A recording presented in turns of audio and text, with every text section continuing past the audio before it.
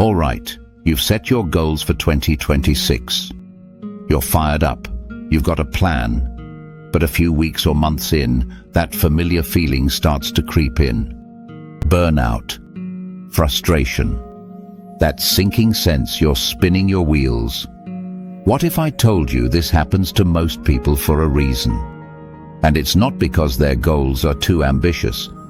It's because they're making a fundamental mistake, a mistake the ancient Stoics figured out over 2,000 years ago. This is the story of how one simple Stoic idea is going to make you rethink success and finally build momentum you can't stop. Let's be real, we've all been there. You commit to losing 20 pounds. You decide this is the year you'll finally write that book. Or you map out the exact path to that big promotion. That first jolt of energy is intoxicating, right? We post about it, we buy the new gear, we tell our friends. We get completely obsessed with the outcome. And that right there, that's the first crack in the foundation. Our whole culture worships results. We celebrate the trophy, the job title, the number on the scale. So, naturally, we chain our happiness and self-worth to these external things. But here's the problem. You don't actually control any of them. You can't control a sudden market downturn that freezes promotions. You can't control a publisher rejecting your manuscript.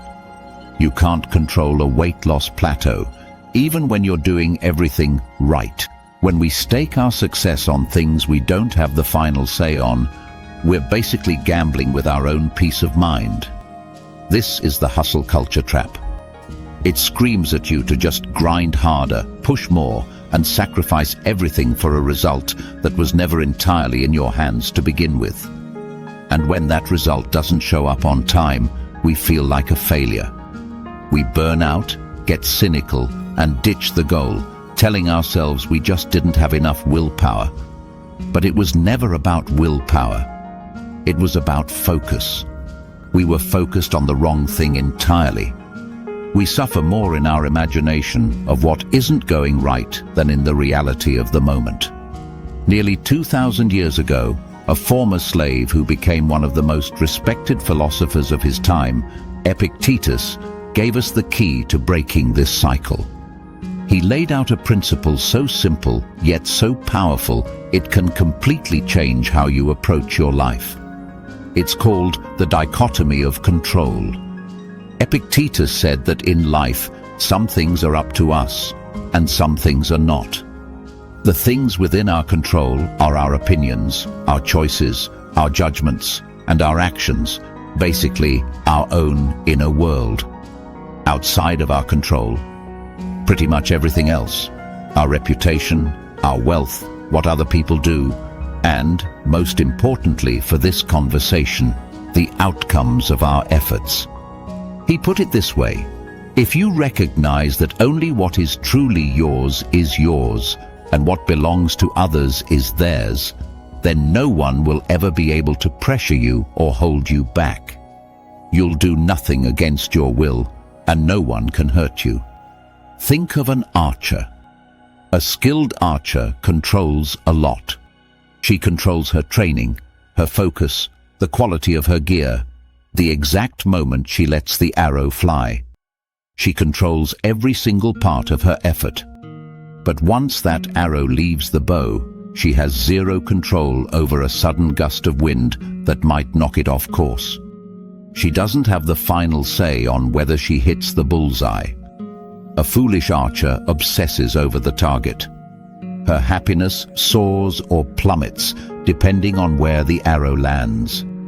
The Stoic archer, though, finds her success in the quality of her execution. She knows she did everything in her power to take the perfect shot. The outcome is external. The effort is internal. The effort is where she finds her victory. This is the mistake that kills our goals. We all act like that foolish archer. We pour all our emotional energy into the target, forgetting that our real power is in the process of drawing back the bow. So, how do we use this ancient wisdom for our goals today? We can break it down into 7 truths that will shift your focus from fragile outcomes to an indestructible process.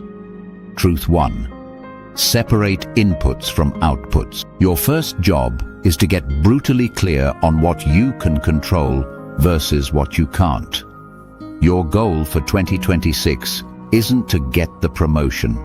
It's to deliver work of the highest quality every single day. The goal isn't to lose 20 pounds, it's to stick to your workout and nutrition plan. Look at your goals and ask, is my focus on a result I can't guarantee or an action I can? Truth 2. Internalize your goals. Once you know the difference, you have to consciously rewrite your goals to be internal. An external goal is fragile. It can be shattered by things you can't control. An internal goal is invincible. Rejection letters don't stop you from hitting your goal of writing 500 words a day. A slow sales week doesn't stop you from making 20 calls a day. Success becomes about your discipline, not about applause from the outside world. This makes you resilient, turning setbacks into data, not defeats. Truth 3. Add fate permitting to everything. The Stoics had a specific tool for this, the reserve clause. They'd add the phrase fate permitting to their plans. I'll go to the gym this afternoon, fate permitting. I'll finish this project by Friday, fate permitting. This isn't an excuse for being lazy. It's a mental tool that lets you be ambitious while staying humble.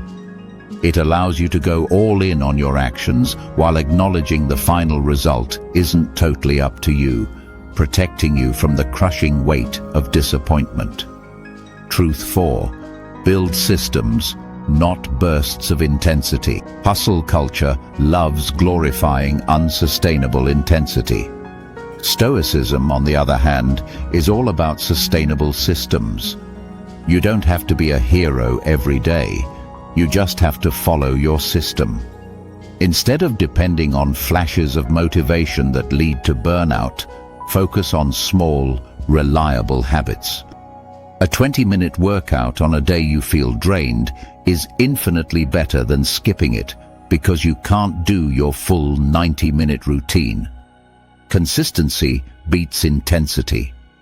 A good system can survive a bad day. An obsession with intensity can't.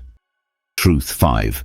Use uncertainty as fuel. We often set goals to create a feeling of certainty in a chaotic world. The Stoic embraces that uncertainty. The Roman Emperor Marcus Aurelius faced plague, war, and betrayal. His focus was never on preventing chaos, but on meeting that chaos with virtue. When your goals are internal, the journey itself becomes the reward. The unpredictable outcome is no longer a source of anxiety. It's what makes your effort meaningful. The challenge doesn't get smaller, but you get bigger. Truth 6. Track your character, not just metrics. Our world is obsessed with metrics. Followers, revenue, weight, likes. The Stoics would say we should be tracking our character. At the end of the day, instead of asking, did I succeed?